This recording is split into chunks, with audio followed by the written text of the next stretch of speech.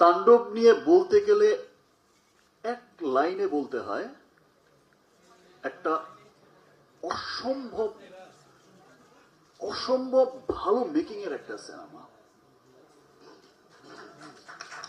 আমার মনে হয়েছে, আমি রাফিকে বলেছিও, রাফি তোর লাইফের বেস্ট সিনেমা এটা।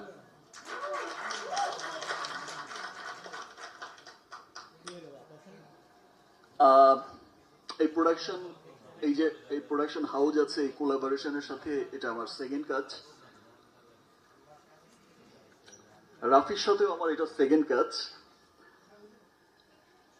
আমি ডাবিং এ যখন ডাবিং করেছি আর দেখেছি সিনেমা, তখনই আমার কাছে মনে হয়েছে ইয়েস, এটা কি বানালো। মুখ তাণ্ডব কিন্তু অসম্ভব পরিশ্রমের একটা সিনেমা। তাণ্ডবের ফাইট যেমন অসাধারণ হয়েছে, গান অসাধারণ হয়েছে, স্টোরিও অসাধারণ স্টোরি। আমি তাণ্ডবের শিল্পী হয়েও আমি মন্ত্রমুগ্ধের মতো দেখেছি। দেখেই মনে হয়েছে কি চমৎকার সিনেমা। তাণ্ডবের এন্টায়ার টিম, তাণ্ডবের director Raihan Rafi, script writer Adnan সামনে বসা, আমাদের ডিওপি তাহসিন, এবং এই যে আমার টিমও এখানে বসা, এই যে কস্টিউম, এই চমৎকার চমৎকার কস্টিউম করেছে সান, আমার মেকআপ তারেক।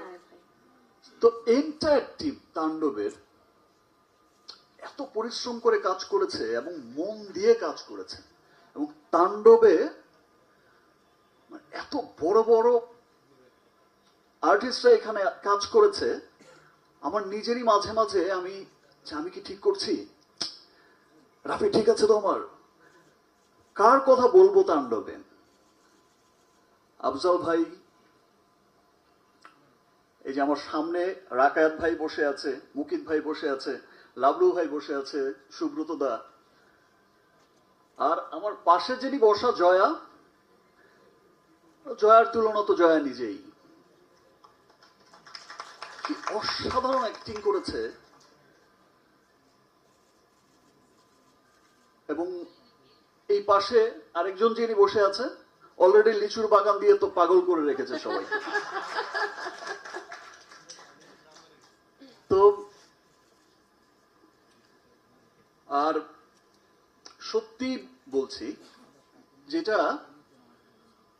রাফি অসাধারণ একটা সিনেমা বানিয়েছে, এটা আজকে আমি বলে গেলাম, দুদিন পরেই তো সিনেমাটা মুক্তি পাবে, সবাই দেখবে।